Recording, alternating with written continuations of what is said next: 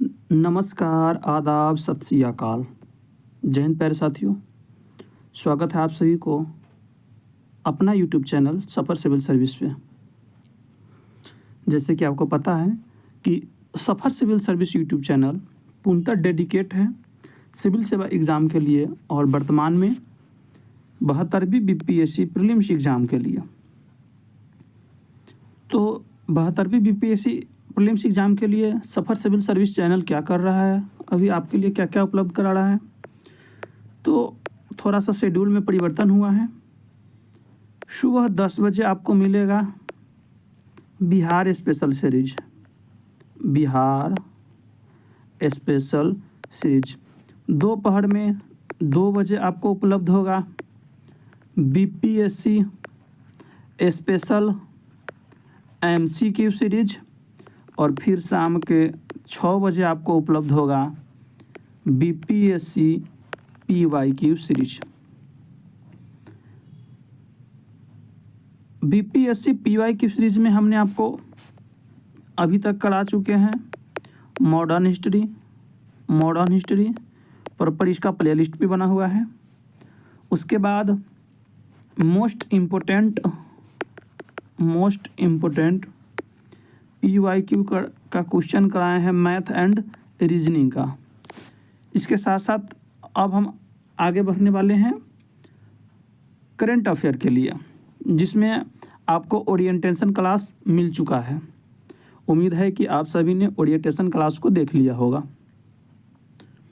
उसमें हम क्या करने वाले हैं सारी चीज़ें ओरिएंटेशन क्लास में आपको बताया गया है। अब आप कहेंगे कि सर ये जो है आप करंट में क्या पीवाईक्यू कराएंगे, करंट तो बदला हुआ सब्जेक्ट है ना, तो वो तो हर एक एग्ज़ाम समय के साथ बदलता रहता है। तो जी हाँ, इसमें हम आपको 71वीं बीपीएससी के बाद जो 13 सितंबर 2025 को हुआ, वहाँ से लेकर के अप्रैल तक लास्ट ईडीओ के एग्ज़ाम तक कुल 5 एग्ज़ाम को सिलेक्ट किए हैं जो बीपीएससी पीटी के इर्द गिर्द है या इसके समानांतर है।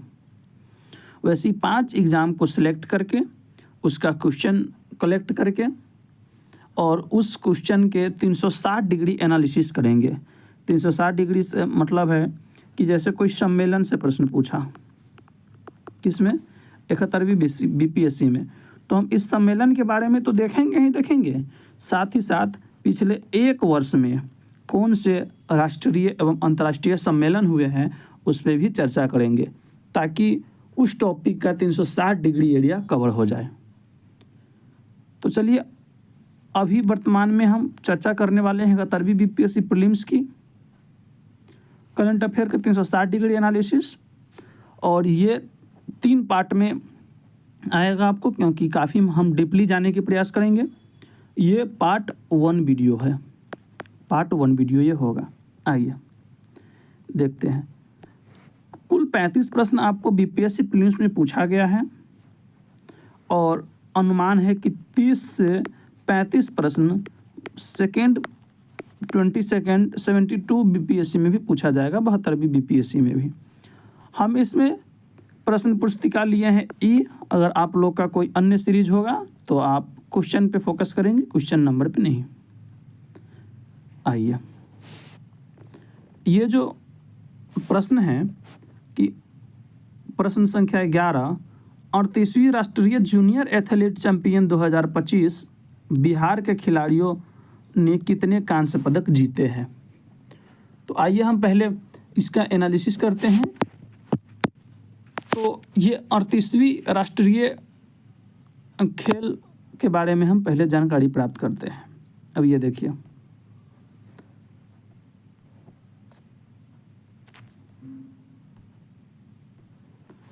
अड़तीसवीं राष्ट्रीय खेल का आयोजन कहाँ हुआ? लखनऊ में। अब पहले हम आपको दिखा दें कि ये जो हम आपको न्यूज़पेपर कटिंग कराते थे, न्यूज़पेपर कटिंग का जो मैगजीन उपलब्ध करा रहे हैं, वहीं से सवाल पूछा गया है। देखिए, राष्ट्रीय खेल में स्वर्ण पदक जीता बिहार। अब यहाँ देखिए 71वीं बीपीएससी, और इनमें 1 स्वर्ण, 3 रजत और 5 कांस्य शामिल है। आइए तो पहले हम इसका एनालिसिस कर लेते हैं।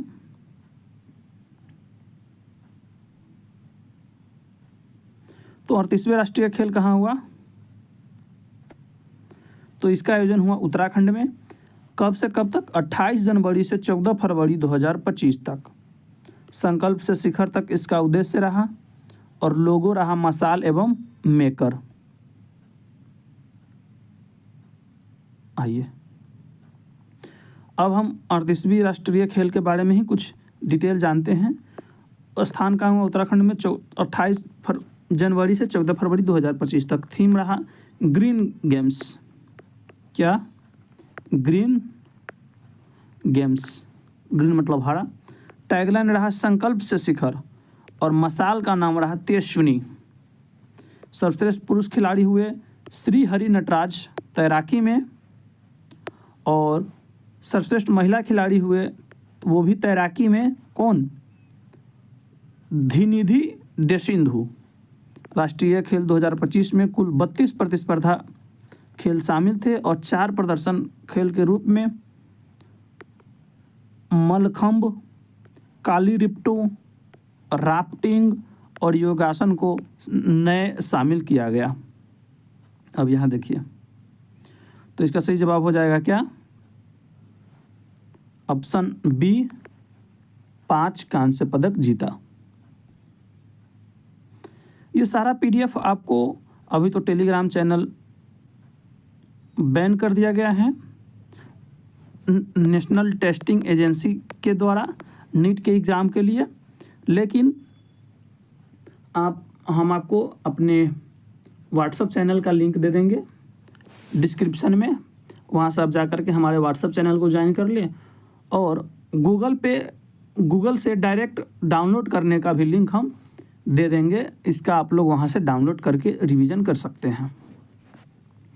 अगला प्रश्न था कि कोसी मेची लिंक परियोजना बिहार के कौन से जिलों को कोसी मेची लिंक परियोजना से बिहार के कौन से जिलों को लाभ होगा?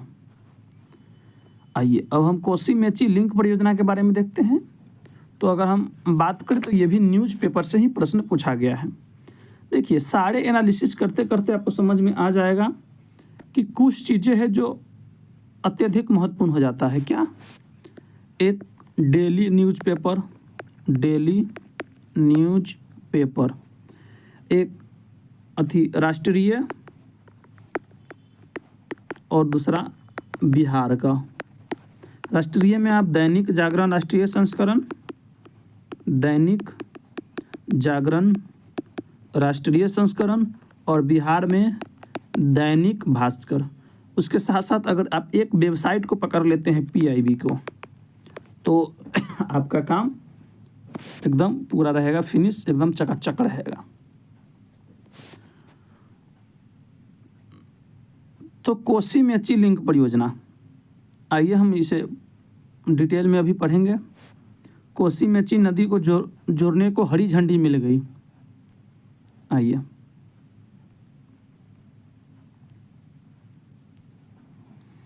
एक और बाढ़ तो दूसरी तरफ सिंचाई के लिए पानी की समस्या से जूझ रहे बिहार के लिए अच्छी खबर है। बिहार की पहली और देश की दूसरी सबसे बड़ी नदी योजना पर केंद्रीय वन मंत्रालय की मुहर लग गई।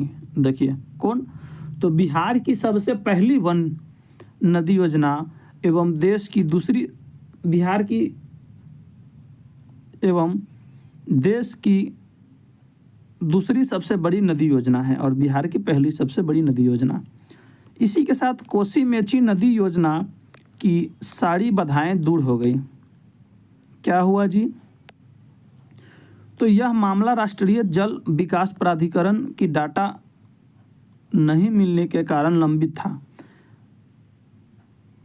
राज्य के जल संसाधन मंत्री संजय झा ने खुद केंद्रीय मंत्री से मिलकर यह डाटा उपलब्ध कराया और गुरुवार को मंत्रालय ने इसे हरी झंडी दी।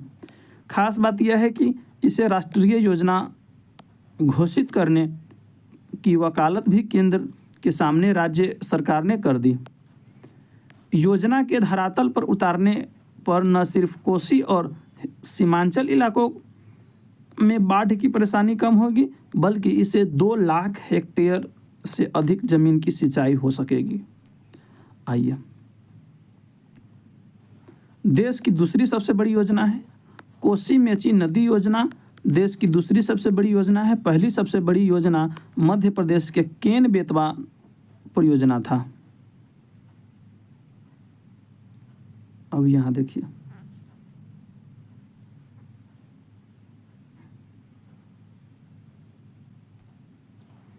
बिहार में 2,14,000 हेक्टेयर में सिंचाई की व्यवस्था हो सकेगी।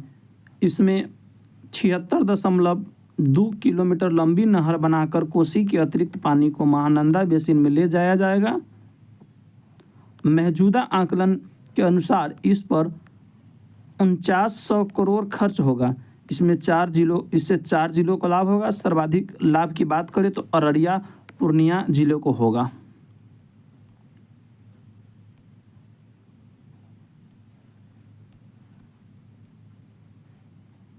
अब ये देखिए, अगर आपको कोसी का याद रहता, अगर जीएस में भी आप पढ़े रहते कोसी के बारे में, तो आप इसे बना सकते थे। तो कोसी कहाँ, पटना के इधर नहीं आएगा क्योंकि ये दक्षिण भारत की बात हो जाएगा। कोसी दक्षिण बिहार, कोसी उत्तर बिहार की नदी है। दरभंगा, मुजफ्फरपुर, सीतामढ़ी, बेगूसराय नहीं, ये तो दक्षिण पश्चिम के जिले हैं। अररिया, पूर्णिया, किशनगंज एवं कटिहार। इसका सही जवाब हो जाएगा ऑप्शन सी। अब हम जब इसके स्रोत को ढूंढने बैठे तो एक तो न्यूज़पेपर मिला और दूसरा मिला पीआईबी। पीआईबी से काफ़ी प्रश्न पूछा जाता है। देखिए, केंद्रीय मंत्रिमंडल ने बिहार को कोसी मेची अंतर राज्य लिंक परियोजना को प्रधानमंत्री कृषि सिंचाई योजना त्वरित सिंचाई लाभ कार्यक्रम के अंतर्गत शामिल करने की मंजूरी दी है।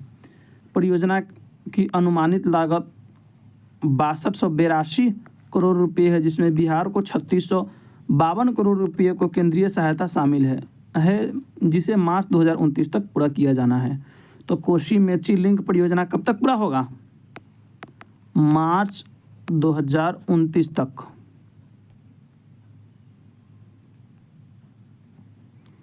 मौजूदा पूर्वी कोसी मुख्य नहर का 41.30 किलोमीटर तक पुनर्निर्माण तथा EKSC का 117.50 किलोमीटर मेची नदी का विस्तार है। अब यहाँ पे भी देखिए, जिला का नाम दिया हुआ है। बिहार के अररिया, पूर्णिया, किशनगंज और कटिहार जिले देख रहे हैं। सीधा सीधा क्वेश्चन छपा हुआ है। में खरीफ मौसम में 2,10,516 हेक्टेयर क्षेत्र में अतिरिक्त वार्षिक सिंचाई की सुविधाएं। पूर्वी कोसी मुख्य नहर के मौजूदा कमांड में आपूर्ति की कमी को दूर किया जाएगा। मानसून अवधि के दौरान महानंदा कमांड में 2050 मिलियन क्यूबिक मीटर कोसी जल का डायवर्जन किया जाएगा।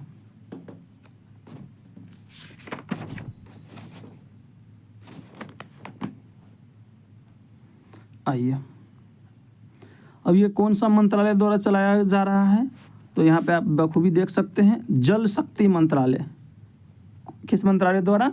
जल शक्ति मंत्रालय। और कब तक पूरा किया जाएगा? तो मार्च 2029 तक इसे पूरा कर लिया जाएगा। यहाँ भी देखिए कि इससे किस किस जिले को फ़ायदा होगा। तो बिहार के अररिया, पूर्णिया, किशनगंज और कटिहार जिलों के खरीफ मौसम में 2,10,516 हेक्टेयर क्षेत्र को फायदा होगा। ये प्रधानमंत्री कृषि सिंचाई योजना वर्ष 2015-16 के दौरान शुरू की गई थी, जिसका उद्देश्य खेतों तक पानी पहुंच बढ़ाना और सुनिश्चित सिंचाई के तहत कृषि योग्य क्षेत्र का विस्तार करना, खेतों में जल क्षमता में सुधार करना, अस्थायी जल संरक्षण पद्धति को लागू करना आदि है। मतलब उसी के तहत किया गया है। किसके तहत? प्रधानमंत्री कृषि सिंचाई योजना 2015-16 में शुरू किया गया था। तो आपको ये भी पूछ सकता है कि प्रधानमंत्री कृषि सिंचाई योजना कब शुरू किया गया। उसी के साथ साथ अपना ट्रेंड ही जैसे रहा है कि करंट के साथ साथ स्टैटिक सब्जेक्ट को भी पढ़ने का। तो स्टैटिक्स में आज हम देखेंगे कोसी नदी। तो कोसी नदी, इस नदी का उद्गम नेपाल के काठमांडू के गोसाई धाम से होता है। नेपाल में इस नदी को सप्तकोशी के नाम से भी जाना जाता है। कोसी नदी का उद्गम कहाँ होता है, कहाँ से होता है?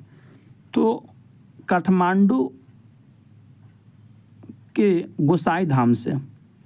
एवं कोसी नदी को नेपाल में किस नाम से जाना जाता है?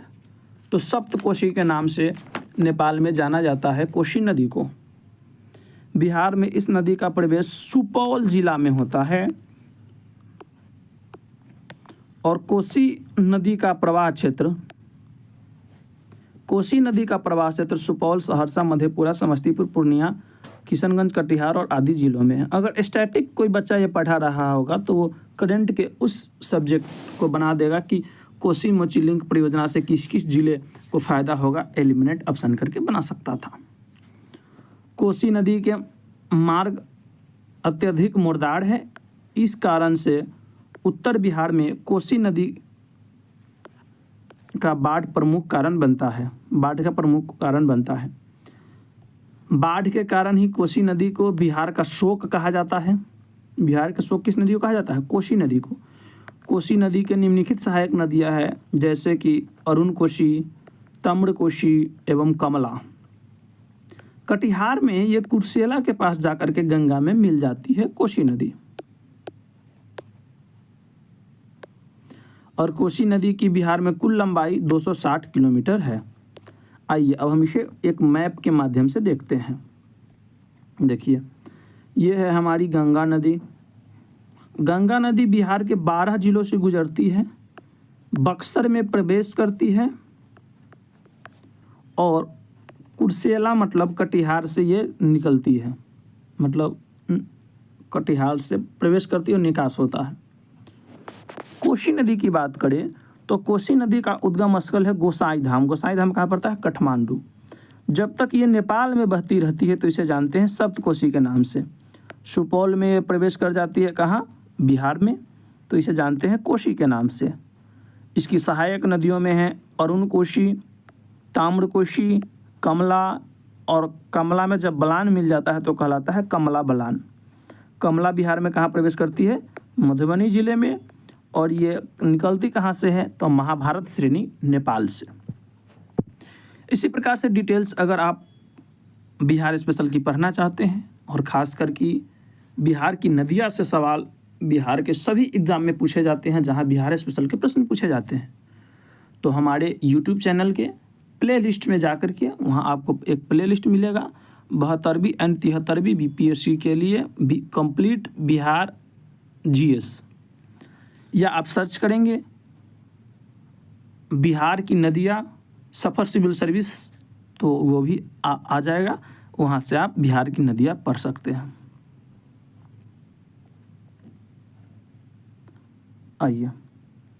आइए हम पूरा उत्तर बिहार की नदियाँ की मैप बनाए हैं, इसे भी एक बार रिवीजन कर लेते हैं।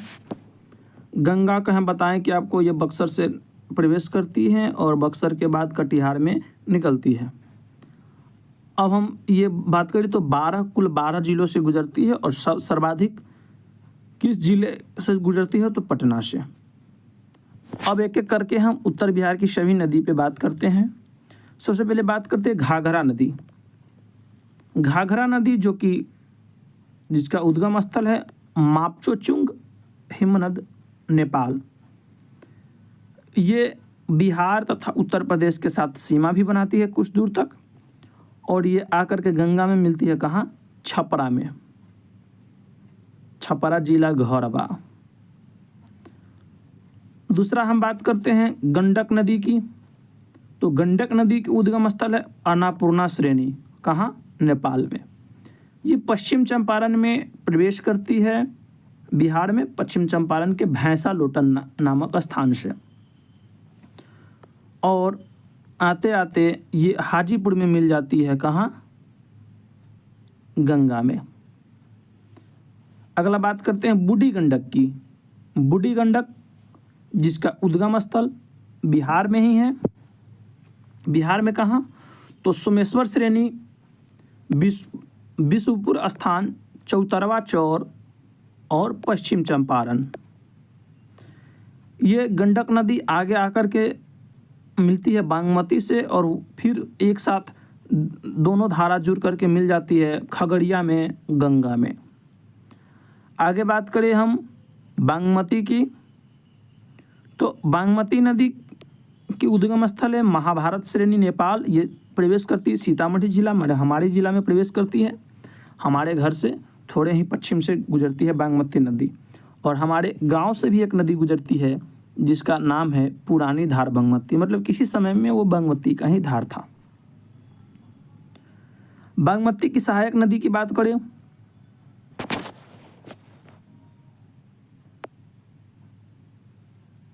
तो लखनदेई है, लखनदेई जो सीतामढ़ी जिला के बीचों बीच गुजरती है। और छोटी बागमती इसकी सहायक नदी है। आगे हम बात करेंगे मुख्य नदी कोशी की। कोशी नदी जिसका उद्गम स्थल गोसाई धाम काठमांडू से होता है। नेपाल में हम इसे सप्तकोशी के नाम से जानते हैं। जैसे बिहार में सुपौल में प्रवेश करता है तो इसे हम कोशी के नाम से जानने लगते हैं। इसकी प्रमुख सहायक नदी में है कमला बलान। कमला बलान दो धाराओं से मिलकर के बना है, एक कमला और दूसरा बलान। कमला और दूसरा बलान। कमला का भी उद्गम स्थल है महाभारत श्रेणी, जहाँ से बागमती नदी का उद्गम स्थल है। ये कोसी में मिल करके और गंगा में कहाँ मिलती है, सब कटिहार के कुर्सेला नामक स्थान पे। और ये है महानंदा। महानंदा का उद्गम स्थल है दार्जिलिंग, पश्चिम चंपारण में जो पड़ता है। और ये नदी बिहार एवं पश्चिम चंपारण के साथ सीमा बनाते हुए कटिहार के मणिहारी में गंगा में जाकर के मिल जाती है। तो इस प्रकार से हमने एक शॉर्ट टर्म में रिवीजन किया उत्तर बिहार की प्रमुख नदियाँ। अगर एक बार फिर से आपको बताते हैं कि अगर आपको इसे डिटेल में पढ़ना है तो आप हमारे यूट्यूब चैनल में जाकर के प्लेलिस्ट सेक्शन में पढ़ाया गया है, बिहार स्पेशल के प्लेलिस्ट सेक्शन में बिहार की नदियाँ, जहाँ से आप इसे पढ़ सकते हैं। आइए, अगला प्रश्न था कि किन भारतीय भाषाओं को शास्त्रीय भाषा का दर्जा प्राप्त है। तो वर्तमान में बात करें तो 11 कुल शास्त्रीय भाषा है। 11, पहले से 6 था। पहले से 6 कौन कौन था? तमिल, संस्कृत, कन्नड़, तेलुगु, मलयालम एवं उड़िया। जबकि 2024 में 5 जोड़े गए हैं। कौन कौन? मराठी, मद्रासी, मराठी, पाली, प्राकृत, असमिया, बंगाली। तो ये इसका सही जवाब होगा ऑप्शन डी। लेकिन ये पूछा क्यों गया, आइए हम बताते हैं। सबसे पहले आपको न्यूज़पेपर में भी देखने को मिल जाएगा, हिंदुस्तान नामक न्यूज़पेपर में, कि 5 भाषाओं को मिला शास्त्रीय भाषा का दर्जा। आइए अब हम इसे थोड़ा पढ़ते हैं।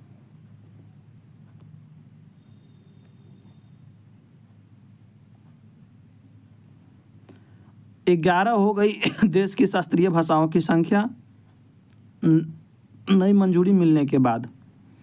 केंद्रीय मंत्रिमंडल ने असमिया, बंगाली, मराठी, पाली और प्राकृत को शास्त्रीय भाषा का दर्जा दिया है। उनकी सरकार भारत के समृद्ध इतिहास और संस्कृति को संजोए हुए है। आइए अगर हम मेन लाइन को पढ़ते हैं तो कैबिनेट को मंजूरी मिला था। केंद्र सरकार ने मराठी, पाली, संस्कृत, असमिया और बंगाली भाषाओं को शास्त्रीय भाषा का दर्जा देने की घोषणा की है। इन भाषाओं को शास्त्रीय भाषा का दर्जा मिलने के बाद देश में शास्त्रीय भाषाओं की संख्या कुल कितनी हो गई है? 11। प्रधानमंत्री नरेंद्र मोदी की अध्यक्षता में गुरुवार को हुई केंद्रीय मंत्रिमंडल की बैठक में इन 5 भाषाओं को शास्त्रीय भाषा का दर्जा देने का फैसला किया गया। चलिए, तो इस बात को हम देख लिए। आगे जब हम स्रोत ढूंढने का भी प्रयास किए तो ये मिला एक PIB का भी स्रोत, प्रेस इंफॉर्मेशन ब्यूरो, भारत सरकार की प्रेस इंफॉर्मेशन ब्यूरो है। भारत की शास्त्रीय भाषाएं, और ये कब की है? तो 27 अक्टूबर 2025 की ये प्रेस रिलीज है, 27 अक्टूबर 2025 की। आइए देखते हैं क्या है। इसकी मुख्य बिंदु की बात करें तो लिखा है कि भारत सरकार ने 3 अक्टूबर 2024 को मराठी, पाली, प्राकृत, असमिया और बंगाली भाषाओं को शास्त्रीय भाषा का दर्जा प्रदान किया है। अक्टूबर 2025 तक कुल 11 शास्त्रीय भाषाएं को दर्जा प्राप्त हो गया है, जबकि 2004 से 2024 के बीच केवल 6 भाषाएं थे। कौन कौन? तमिल, संस्कृत, कन्नड़, तेलुगु, मलयालम एवं उड़िया। जब हम आगे बढ़ेंगे तो देखेंगे कब किसको मिला। तो 2004 में तमिल को, 2005 में संस्कृत को, 8 में तेलुगु को, 8 में ही मिला कनाडाई को, कन्नड़ और मलयालम 2013, ओडिशा 2014, असमिया 2024, मराठी 2024 में बंगाली, संस्कृत 2024 एवं पाली 2024। शास्त्रीय भाषा का दर्जा महत्वपूर्ण क्यों है? किसी भाषा को शास्त्रीय भाषा के रूप में मान्यता देने, उसके ऐतिहासिक महत्व और भारत की सांस्कृतिक तथा बौद्धिक पहचान पर उसके गहरे प्रभाव को सम्मान और मान्यता प्रदान करने के एक तरीका है। साथ ही हजारों सालों से चले आ रहे प्राचीन ज्ञान, दर्शन और मूल्य को संरक्षित और प्रसारित करने का भी तरीका है। यह दर्जा न केवल उनकी प्रतिष्ठा को बढ़ाता है, बल्कि इन भाषाओं के संरक्षण, संवर्धन और आगे के अध्ययन के प्रयासों को भी बढ़ावा देता है, जिससे यह सुनिश्चित करने में मदद मिलती है कि वे आज की दुनिया में प्रासंगिक बनी हुई है। तो ये डिटेल है, इस डिटेल में हम ना पढ़ेंगे क्योंकि इसे आप PDF के रूप में प्राप्त करके आगे पढ़ते रहेंगे। हम केवल अब ये सभी भाषा के बारे में दिया हुआ है डिटेलिंग, तो उसमें हम ना पढ़ के अब सीधा आगे बढ़ते हैं। आपकी इच्छा होगा तो आप इसे आगे PDF के रूप में जब मिलेगा तो आप पढ़ लेंगे। अब हम आगे बात करेंगे क्लासिक लैंग्वेज की। तो एक मैप के माध्यम से ही बताया गया है, जैसे कि इसमें देखिए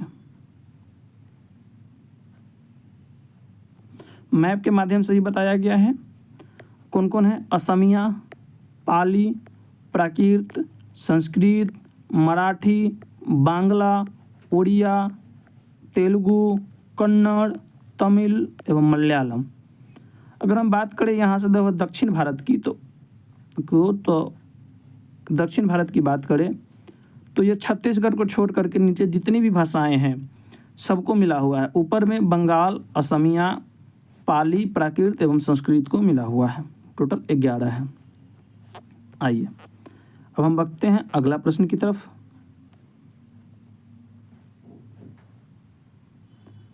अगला प्रश्न था क्या? प्रश्न संख्या 14, नागी पक्षी अभयारण्य स्थल को महत्वपूर्ण पक्षी और जैव विविधता क्षेत्र के रूप में किस संगठन ने मान्यता दी है? तो इसका सही जवाब होगा वर्ल्ड वाइल्ड लाइफ फंड। लेकिन ये पूछा गया क्यों प्रश्न, थोड़ी हम उस पर भी चर्चा करेंगे। और पक्षी अभयारण्य, वन्य जीव अभयारण्य, इस सब को बिहार स्पेशल के टॉपिक में आप जा कर के पढ़ सकते हैं। हमारे इसी चैनल से बिहार स्पेशल के रूप में हम पढ़ाए हैं, और इसका लिंक भी हम आपको डिस्क्रिप्शन बॉक्स में दे देंगे। डिस्क्रिप्शन बॉक्स में मुझे कौन कौन लिंक देना है वो थोड़ा मुझे नोट करना होगा। एक तो पहले हम आपसे वादा किए हैं बिहार की नदियाँ का दे देंगे।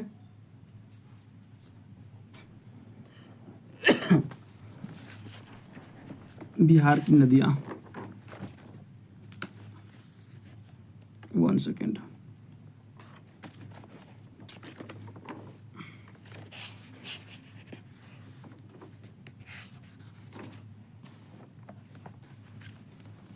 बिहार की नदियाँ, और दूसरा देना है वन्यजीव एवं पक्षी अभयारण्य। वन्यजीव एवं पक्षी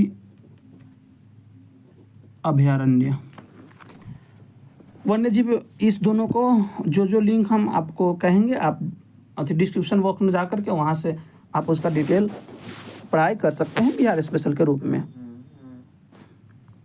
आइए, ये न्यूज़पेपर में भी आया था क्या कि नागी नकटी रामसर योजना में शामिल बनेगा पर्यटक स्थल। आइए अब हम इसको थोड़ा डिटेल में पढ़ते हैं।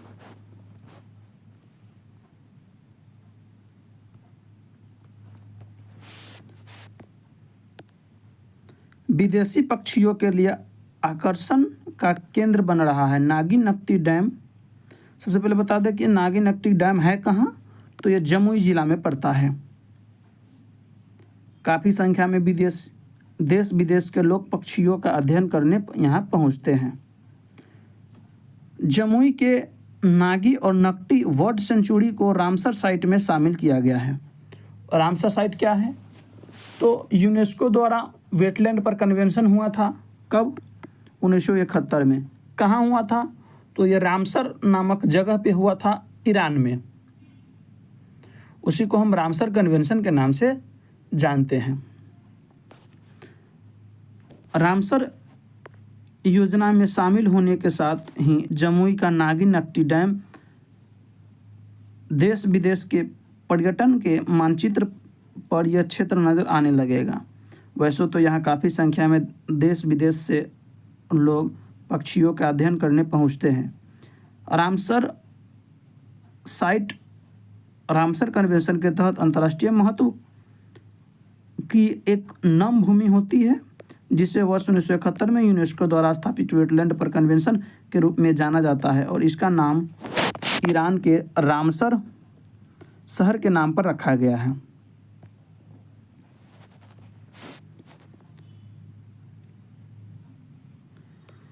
जहां उस वर्ष सम्मेलन पर सभी देशों ने हस्ताक्षर किए गए थे। बता दें कि वर्ष 1984 में वाइल्ड लाइफ प्रोटेक्शन एक्ट 1972 के सेक्शन 18 के तहत नागी को पक्षी अभयारण्य का दर्जा मिला। हालांकि वहाँ उससे काफ़ी पहले ही बड़ी तादाद में देशी विदेशी पक्षी पहुँचते रहते थे। साल दर साल यहाँ देश के साथ साथ विदेशों में भी आने वाली पक्षी प्रेमियों के लिए धीरे धीरे बढ़ती जा रही है। साल 2020 में यहाँ पहला वर्ल्ड फेस्टिवल आयोजित किया गया था। तो पहला बर्ड फेस्टिवल कब आयोजित किया गया था? 2020 में। अब नागी एवं नकटी की भौगोलिक जानकारी प्राप्त करें तो नागी नकटी पक्षी विहार 521 हेक्टेयर में फैला हुआ है। इस सिंचाई योजना के रूप में नागी नकटी जलाशय का शिलान्यास 1955-56 में किया गया। कार्य पूरा होने के बाद नागी नकटी डैम से करीब 9850 एकड़ ज़मीन को पानी देने का लक्ष्य निर्धारित किया गया। बाद में सरकार ने 1972 में धारा 18 के तहत नागी नकटी जलाशय और आसपास के क्षेत्र को शिकार रहित क्षेत्र घोषित कर यहाँ जीव हत्या पर पूर्ण प्रतिबंध लगा दिया। पूरी ठंड से नागी नकटी बना रहता है आकर्षक का केंद्र। आकाश में स्वच्छंद विचरण करने वाले देशी विदेशी पक्षियों के आगमन और परिभ्रमण झाझा का नागी नकटी को खास बना देता है। नागी आश्रयनी स्थल में देशी विदेशी पक्षियों के कलरव की गूंज से नागी साहित्य आसपास का स्थल चहक उठता है। यह स्थल पक्षी प्रेमियों के लिए आकर्षक का केंद्र बनने के साथ साथ पक्षियों के अध्ययन के लिए भी खास महत्वपूर्ण रखता है। नागी नकटी को डिटेल में पढ़ने के लिए हम आपको डिस्क्रिप्शन बॉक्स में डिटेल में जो पढ़ाए हैं बिहार स्पेशल में, उसका लिंक हम लगा दिए हैं। आप वहाँ से जा कर के इसे पढ़ सकते हैं डिटेल में। अब हम थोड़ा डिटेल में यहाँ भी पढ़ लेते हैं। ये डाउन टू अर्थ से लिया गया है। नागी और नकटी पक्षी अभयारण्य को रामसर स्तर के रूप में मान्यता मिला। ये कब? तो 8 जून 2024 की बात है। हाल ही में विश्व पर्यावरण दिवस कब मनाया जाता है? 5 जून को, आपको पता होगा। विश्व पर्यावरण दिवस पर बिहार के नागी और नकटी अभयारण्य को रामसर कन्वेंशन के तहत अंतर्राष्ट्रीय महत्व की आंध्र भूमि के रूप में मान्यता दी गई है। इसी के साथ बिहार में कुल आंध्र भूमि की संख्या कितना हो गया था? 82। नागी और नकटी पक्षी अभयारण्य की प्रमुख विशेषताएं पे अगर हम बात करें तो भौगोलिक स्थिति,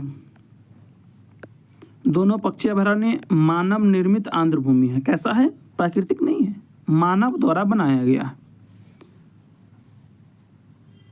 जिन्हें मुख्य रूप से नकटी बांध के निर्माण के माध्यम से सिंचाई के लिए विकसित किया गया। दोनों अभयारण्यों को प्रवासी प्रजातियों के लिए शीतलन आवास के रूप में उनके महत्व के कारण वर्ष 1984 में पक्षी अभयारण्य के रूप में नामित किया गया। किस एक्ट के तहत? तो वाइल्ड लाइफ प्रोटेक्शन एक्ट 1972 के तहत 1984 में किया गया। वनस्पति और जीव की बात करें तो यह आंध्र भूमि पक्षियों, स्तनधारियों, मछलियों, जलीय पौधे, सरीसृपों और उभचरों की 150 से अधिक प्रजातियों के लिए आवास प्रदान करता है। यह लुप्तप्राय भारतीय हाथी और सुभेद देसी कैटफिश जैसी वैश्विक रूप से संकटग्रस्त प्रजातियों की मेजबानी करते हैं। एशियाई जल पक्षी जनगणना 2023 के अनुसार नकटी पक्षी अभयारण्य में 7844 पक्षी पाए गए, जो सर्वेक्षण में सबसे अधिक है। इसके पश्चात नागी पक्षी अभयारण्य में 6938 पक्षी पाए गए हैं। बात करें बिहार की बेगूसराय में कांवर झील स्थित है, जो राज्य का पहला रामसर स्थल घोषित किया गया था 2020 में।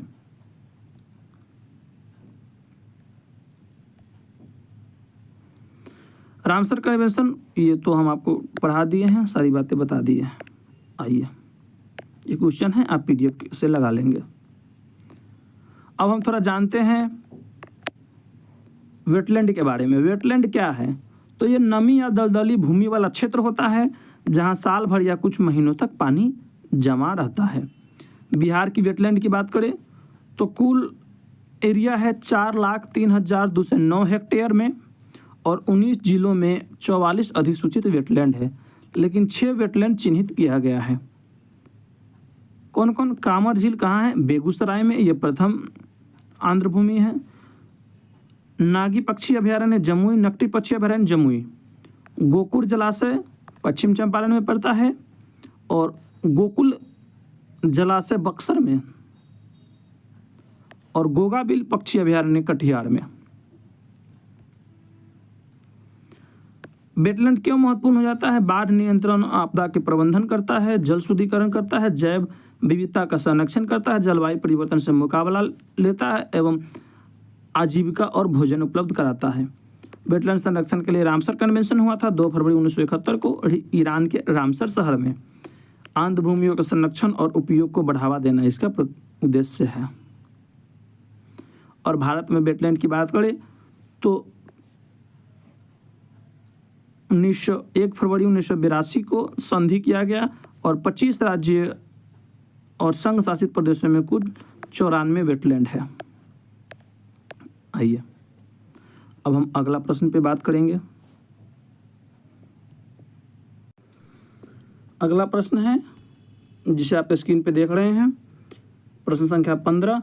राष्ट्रीय पंचायती राज दिवस 2025 का आयोजन कहाँ किया गया? आप इसमें ऑप्शन देख लीजिए। ऑप्शन ए है पटना, बी मधुबनी, सी गया एवं डी उपयुक्त में से एक से अधिक। तो सबसे पहले बता दें कि पंचायती राज दिवस कब मनाया जाता है। ये डेट आपको देख भी रहा होगा, ये न्यूज़पेपर का है, तो आप इससे बता भी सकते हैं। 24 अप्रैल को मनाया जाता है पंचायती राज दिवस। ये मनाया कहाँ गया? तो मधुबनी जिले में। अब यह प्रश्न क्यों पूछा गया, कहाँ से पूछा गया, अब हम उस पर बात करते हैं। ये आप कटिंग देख रहे होंगे, किसका है? न्यूज़पेपर का है। सशक्त पंचायत से विकसित भारत की नींव, राष्ट्रीय पंचायती राज दिवस के अवसर पर कब का है? ये 24 अप्रैल का कटिंग है, आपको पहले डेट भी आपको दिखाए हैं। अब यहाँ नीचे आके देखिए, कुछ दिखाई देगा आपको, तो जूम करके देखते हैं।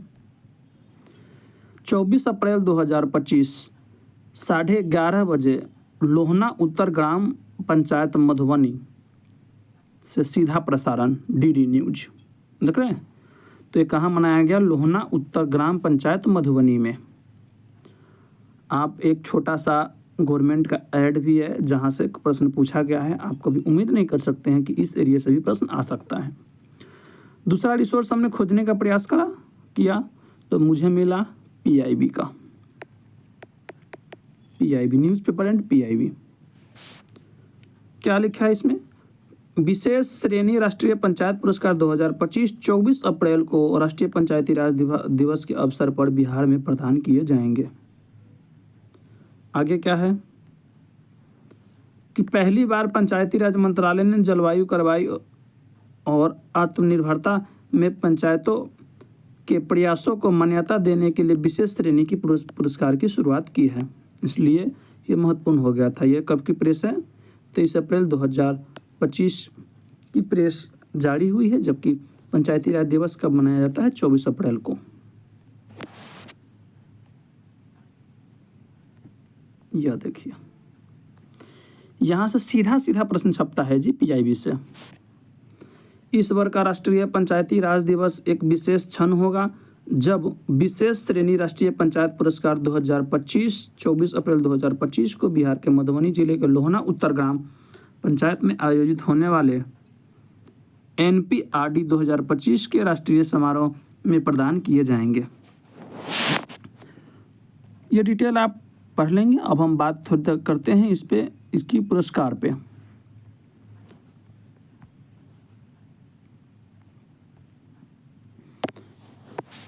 प्रमुख राष्ट्रीय प्राथमिकता वाले क्षेत्र में पंचायतों संस्थाओं के उत्कृष्ट योगदान को मान्यता देने के लिए निम्नलिखित विशेष श्रेणी के राष्ट्रीय पंचायत पुरस्कार शुरू किए गए हैं। वो कौन कौन से हैं?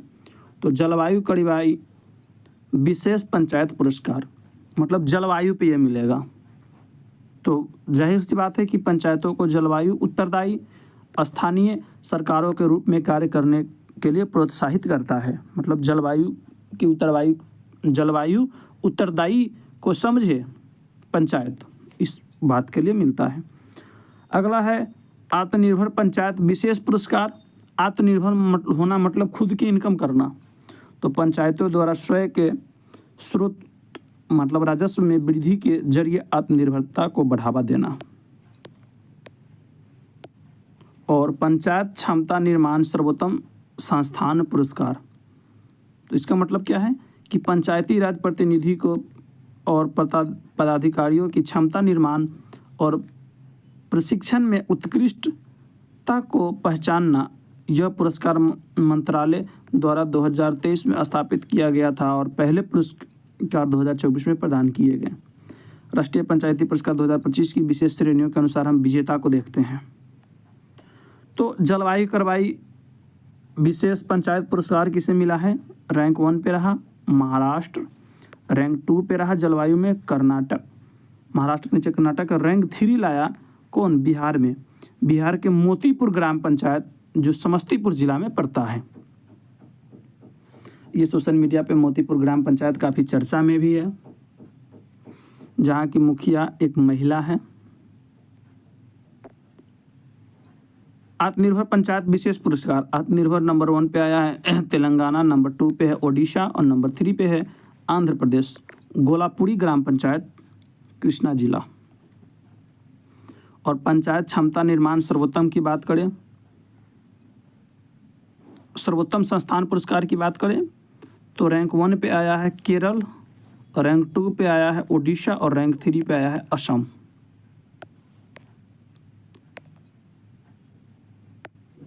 प्रत्येक पुरस्कार में क्रमशः 1 करोड़ रैंक 1 को, 75 लाख रैंक 2 को और 50 लाख रुपये रैंक 3 को वित्तीय प्रोत्साहन राशि शामिल है।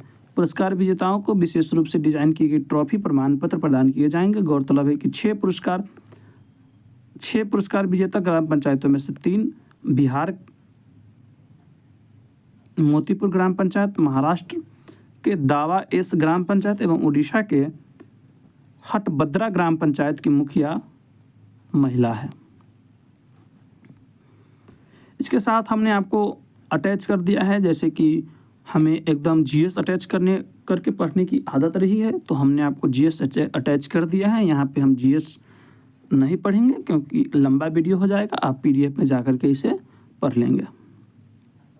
आइए अगला प्रश्न है प्रश्न संख्या 16, लूनर ट्रेलब्लेजर मिशन का उद्देश्य क्या है? आइए हम इसके विस्तार से पहले चर्चा करते हैं। तो लूनर ट्रेलब्लेजर मिशन जैसे कि आप देख रहे हैं कि ये भी पूरा का पूरा कहाँ से पूछा गया है? न्यूज़पेपर से ही। देखिए न्यूज़पेपर एक राष्ट्रीय, दूसरा राज्य स्तरीय और तीसरा PIB स्रोत को अगर आप फॉलो करते हैं तो समझिए कि आपका करंट अफेयर BPSC में कहीं से नहीं छूटने वाला है। लूनर ट्रेलब्लेजर मिशन ये किसके द्वारा, किसका मिशन है? तो नासा की चंद्रमा पर बर्फ की गुत्थी को सुलझाएगा। ये UK और USA के वैज्ञानिक द्वारा निर्मित है। लॉन्च हुआ था 26 फरवरी 2025 को। मिशन 2 साल की है। ये SpaceX फाल्कन 9 रॉकेट पर फ्लोरिडा के कैनेडी स्पेस सेंटर से लॉन्च हुआ। एक दिन में चंद्रमा का 12 चक्कर लगाएगा कौन? Lunar trailblazer mission. तो इसका सही जवाब क्या होगा? चंद्रमा के सतह पर जल का पता लगाना और उसका मानचित्रण करना, ऑप्शन ए। आइए तो इसका ऑप्शन ए हो गया। और विस्तृत अवलोकन 360 डिग्री एनालिसिस में बात करें तो बुनियादी जानकारी में है कि अंतरिक्ष एजेंसी कौन सा रहा है? नासा। और कार्यकर्ता इसमें कौन कौन वैज्ञानिक रहे हैं? UK और USA की। लंच की तिथि रहा 26 फरवरी 2025। और लंच व्हीकल कौन था? SpaceX फाल्कन 9 रॉकेट था SpaceX के। और लंच स्थल था फ्लोरिडा के कैनेडी स्पेस सेंटर। और मिशन की अवधि था कुल 2 साल, इसकी मिशन की अवधि है।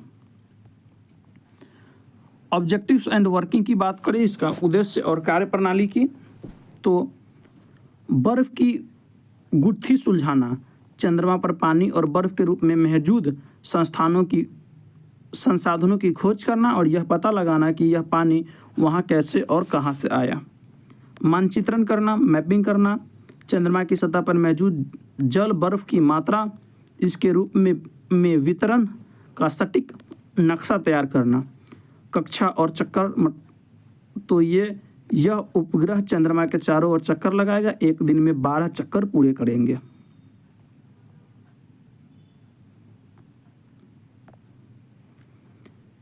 मिशन का नाम क्या है? Lunar trailblazer mission. संस्था का नाम क्या है? नासा। और किसके कौन कौन से वैज्ञानिक रहे? US और UK के वैज्ञानिक। मुख्य लक्ष्य क्या है? तो चंद्रमा की सतह पर जल या बर्फ का पता लगाना, उसकी मैपिंग करना। लंच व्हीकल कौन सा रहा? फाल्कन 9। अवधि क्या रही? 2 वर्ष की। और विशेषता क्या है? एक दिन में चंद्रमा के 12 चक्कर लगाएगा। आइए अब हम अगला प्रश्न की तरफ बढ़ते हैं। अगला प्रश्न, अभी तक आपने जितने प्रश्न को देखा है सबका स्रोत में रहा है न्यूज़पेपर एवं PIB। न्यूज़पेपर एवं PIB। अगला प्रश्न है प्रश्न संख्या 18। प्रश्न पढ़िए, उस 16वीं सदी की बावड़ी का नाम क्या है जिसे भारतीय पुरातत्व सर्वेक्षण ने हाल ही में वर्ल्ड मॉन्यूमेंट फंड इंडिया के सहयोग से संरक्षित किया है? तो अगर इसके सही जवाब की बात करें तो इसका सही जवाब होगा राजों की बावड़ी। लेकिन ये क्यों होगा, क्यों पूछा गया, अब हम उस पर चर्चा करेंगे। भारतीय पुरातत्व सर्वेक्षण ने दिल्ली के मेहरौली में 16वीं सदी की बावड़ी का जीर्णोद्धार किया है। और ये न्यूज कब की है? 29 मई 2025 की।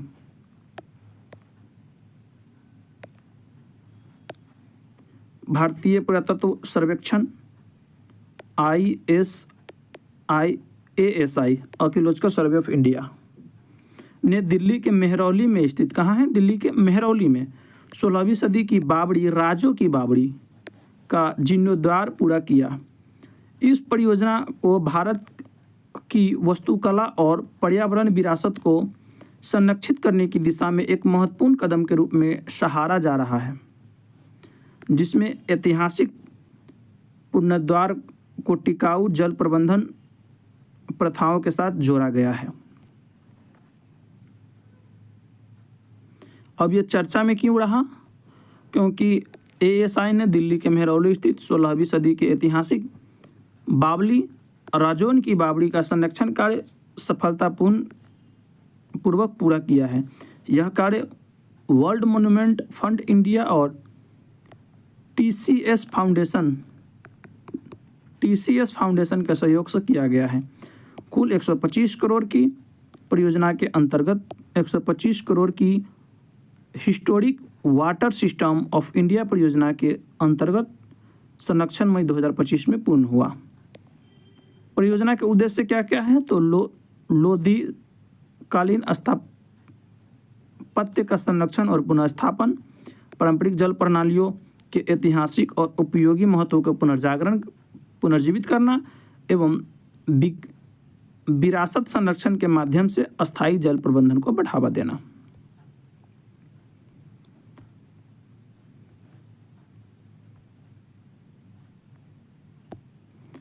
इसका मुख्य कार्य क्या है? तो सफाई एवं सिलट हटाना, जल संचलन के लिए मलबा को हटाया गया, संरचनात्मक मरम्मत किया गया जैसे कि चूने के गोड़े व पारंपरिक सामग्री का उपयोग करके, जल निकासी व्यवस्था, बहाव और सफाई हेतु निकासी में सुधार किया गया, जल गुणवत्ता सुधार, पारिस्थितिकी संतुलन के लिए मछलियाँ छोड़ी गई, जबकि प्रामाणिकता बनाए रखना, ऐतिहासिक अभिलेखों के अनुसार लोधी युग के वास्तुकला को संरक्षित किया गया। और राजौर की बावड़ी के अगर बारे में बात करें तो इसका निर्माण हुआ था 1506 में लोधी वंश के समय। संरचना है 4 स्तरीय बावड़ी है, मेहराबदार स्तंभ है, सजावटी स्टूको व पत्थर की नक्काशी सहित है। आकार 1610 वर्ग मीटर में है, गहराई 13.4 मीटर है, टैंक का आकार 23/10 की है। इसका उद्देश्य जलाशय और यात्रियों के विश्रामालय स्तर के रूप में उपयोग होता था। चलिए, तो हम पूरा रिवीजन इसका कर चुके हैं। अगला प्रश्न है प्रश्न संख्या 19 कह रहा है कि न्यूयॉर्क सिटी के मेयर का नाम क्या है जिन्होंने 14 अप्रैल 2025 को डॉक्टर BR अम्बेडकर दिवस बनाने की घोषणा किया? तो इसका नाम है एरिक एडम्स। इसका सही जवाब है एरिक एडम्स। आइए अब हम इसके एनालिसिस को पढ़ते हैं। यह खबर है 15 अप्रैल 2025 की। अगर आप देख रहे होंगे तो ज़्यादातर खबर आपको सितंबर में तो एग्ज़ाम ही हुआ था, तो सितंबर के छोड़ दीजिए तो अगस्त, जुलाई, जून, मई से पहले होगा अप्रैल और मार्च, अप्रैल, मई, जून, जुलाई, अगस्त, मतलब लगातार आपको अधिकतर 6 महीने से के ही न्यूज से प्रश्न देखने को मिलेगा। तो जैसे कि आपको 72वीं BPSC के लिए करना है, पढ़ाई करना है, तो पहले आप जो कि जुलाई में है मतलब 7वां महीना में, तो 2026 की सबसे पहले आप 6 महीना की करंट अफेयर को अधिक से अधिक पकड़ बनाएं।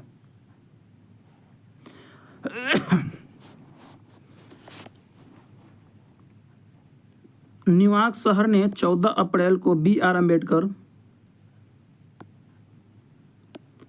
दिवस की घोषणा किया। न्यूयॉर्क के मेयर कार्यालय के अधिकारी ने कहा कि अम्बेडकर के आदर्श सीमाओं और समय से परे हैं और संयुक्त राष्ट्र और न्यूयॉर्क के गलियारों में उनके मजबूत संबंध है। एक ऐसा शहर जो प्रवासियों द्वारा बनाया गया। न्यूयॉर्क शहर के मेयर कार्यालय के अंतर्गत मामलों के उप आयुक्त दिलीप कुमार चौहान, केंद्रीय सामाजिक न्याय और अधिकारिता राज्य मंत्री रामदास अठावले के साथ 14 अप्रैल 2025 को आयोजित कार्यक्रम में उपस्थित इन दिनों न्यूयॉर्क शहर में BR अम्बेडकर के दिवस के रूप में घोषित किया गया। न्यूयॉर्क शहर के मेयर कौन थे? एरिक एडम्स ने 14 अप्रैल 2025 को न्यूयॉर्क शहर में BR अम्बेडकर दिवस के रूप में घोषित किया। इस शहर के 85 लाख निवासियों इस दिन को मनाएंगे। देखिए ये जो करंट अफेयर पूछा गया है ना, जिसे आप थोड़ा कह सकते हैं अपने रेंज से बाहर का है, क्योंकि ऐसे न्यूज को उतना कवर नहीं किया जाता है बीपीएससी के परिप्रेक्ष्य में। चलिए हम बी आर अम्बेडकर के बारे में देख लेते हैं। तो आधिकारिक नाम है डॉक्टर भीमराव अंबेडकर जयंती होगा इसका, चैत्र भूमि में अंबेडकर जयंती। अन्य नाम है भीम जयंती, अंबेडकर जयंती एवं बाबा साहेब अंबेडकर जयंती। अनुयायी भारत प्लस के साथ साथ 65 देशों में है। देखिए 65 वो महान देश जो बाबा साहेब को एक महान हस्ती के रूप में मानते थे, जबकि अपना भारत तो कर्म कांड में लगा हुआ है। विष्णु, कृष्ण, सुदामा, शंकर, हनुमान, लक्ष्मी, सरस्वती इसी में लगा हुआ है। चलिए कोई नहीं। प्रकार में तो धर्मनिरपेक्ष डॉक्टर भीमराव अम्बेडकर का जन्म दिवस उत्सव पर्व तिथि 14 अप्रैल को मनाया जाता है और ये प्रत्येक वर्ष मनाया जाता है और ज्ञान दिवस एवं समानता दिवस के रूप में भी जाना जाता है इसे। अगला प्रश्न है प्रश्न संख्या 31। इसे आप पढ़ें। यह भी प्रश्न न्यूज़पेपर से ही पूछा गया है। न्यूज़पेपर और पीआई भी इसका मुख्य स्रोत है।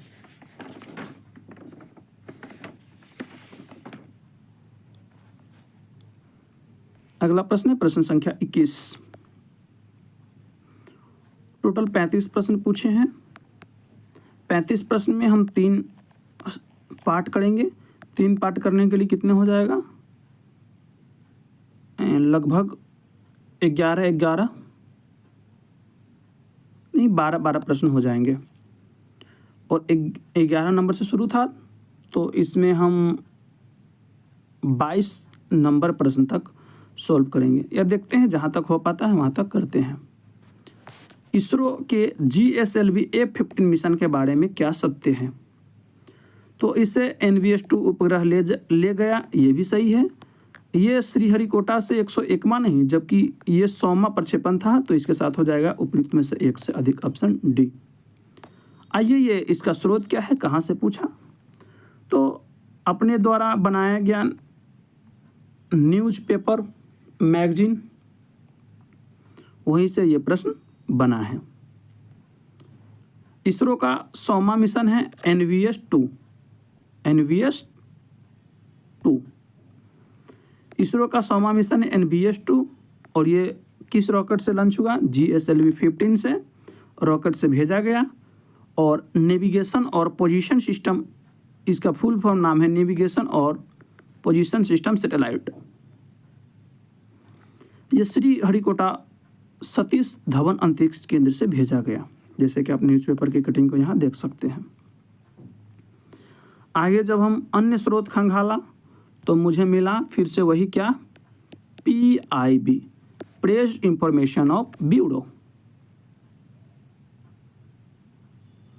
मतलब भारत सरकार की प्रेस इंफॉर्मेशन ब्यूरो। इसरो का 100वां प्रक्षेपण भारत की अंतरिक्ष यात्रा में एक महत्वपूर्ण उपलब्धि है, डॉक्टर जितेंद्र सिंह ने कहा। डॉक्टर जितेंद्र सिंह कौन है? तो ये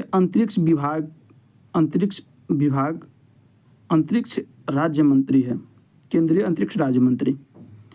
डॉक्टर जितेंद्र सिंह ने कहा कि इस समय अंतरिक्ष विभाग से जुड़ना मेरे लिए सौभाग्य की बात है।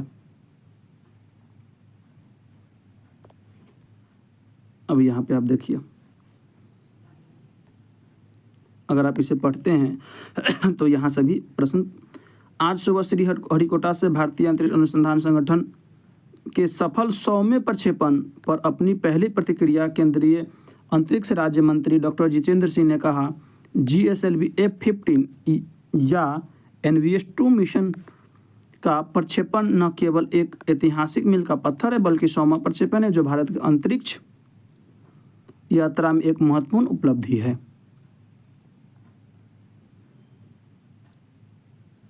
आइए आगे हम थोड़ा देखते हैं कि ये इसरो की स्थापना हुआ था कब? 1969 में, लेकिन 1993 में पहला लॉन्च पैड स्थापित किया। 2 दशक लगा इसे पहला लॉन्च पैड स्थापित करने में। दूसरा लॉन्च पैड 2004 में बना और 100वां प्रक्षेपण अंतरिक्ष क्षेत्र में यह बड़ी उपलब्धि है। और हम अब श्रीहरिकोटा में तीसरा लॉन्च पैड बना रहे हैं। आइए आप इसे डिटेल से पढ़ लेंगे, यहाँ PDF जब मिलेगा वहाँ जा कर के। आइए अब हम कुछ प्रमुख मिशन के बारे में बात करते हैं डिटेल से। इस प्रमुख मिशन में है आपका गगनयान मिशन। हाल ही में प्रधानमंत्री मोदी ने भारत के क्रू अंतरिक्ष मिशन गगनयान मिशन के लिए 4 अंतरिक्ष यात्रियों के नामों की घोषणा की है। चयनित यात्री है उसमें प्रशांत बालकृष्णन नायर, अंगद प्रताप, अजित कृष्णन और शुभांशु शुक्ला। ये सभी भारतीय वायुसेना के बिग कमांडर या ग्रुप कैप्टन के पद पर प्रतिष्ठित है। गगनयान मिशन की बात करें तो गगनयान मिशन मानव युक्त और मानव रहित दोनों मिशन शामिल है इसमें। गगनयान कार्यक्रम की अल्पावधि में लो अर्थ ऑर्बिट में मानव अंतरिक्ष उड़ान के प्रदर्शन की परिकल्पना की गई है। यह लंबे समय में एक निरंतर भारतीय मानव अंतरिक्ष अन्वेषण कार्यक्रम की नींव रखेगी।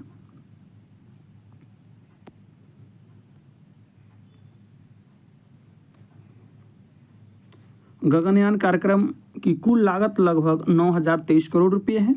पहला मानव रहित गगनयान फर्स्ट मिशन अंतिम मिशन के लिए प्रौद्योगिकी की तैयारी की जांच करने के लिए एक प्रशिक्षण उड़ान 2025 के अंत तक शुरू होने वाली है। गगनयान के सभी मिशनों के लिए इसरो अपने LVM-3 रॉकेट का उपयोग करेगा। किस रॉकेट का? LVM-3। इस मिशन का उद्देश्य पर्यावरण नियंत्रण और जीवन समर्थन प्रणाली के बिना क्रू मॉड्यूल की विशेषता वाली प्रौद्योगिकी तत्परता का आकलन करना है। आगे देखते हैं चंद्रयान 3। हे प्रभु,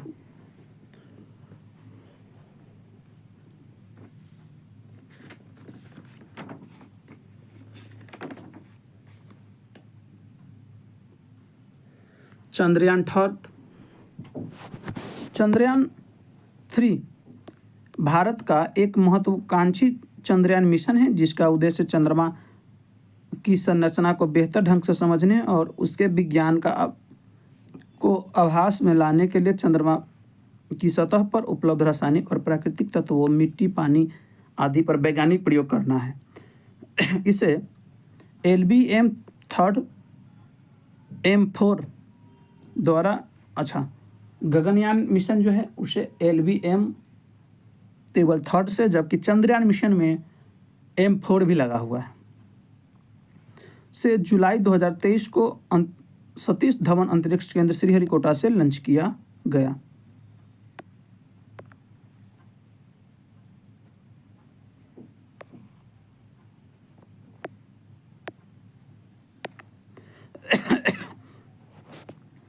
चंद्रयान 3 ने चंद्रमा के दक्षिण ध्रुव के पास स्थित मैजिन्स यू क्रेटर के पास 40 दिनों की यात्रा के बाद 23 अगस्त 2023 को भारतीय समय अनुसार 6:04 पे सफलतापूर्वक सॉफ्ट लैंडिंग की। संध्या में चंद्रयान 3 को सफलतापूर्वक पूरा होने में एस सोमनाथ, जो इसरो के अध्यक्ष थे, पी वीरमुथुवेल चंद्रयान 3 के प्रोजेक्ट डायरेक्टर, जबकि मोहन कुमार मिशन डायरेक्टर की महत्वपूर्ण भूमिका रही।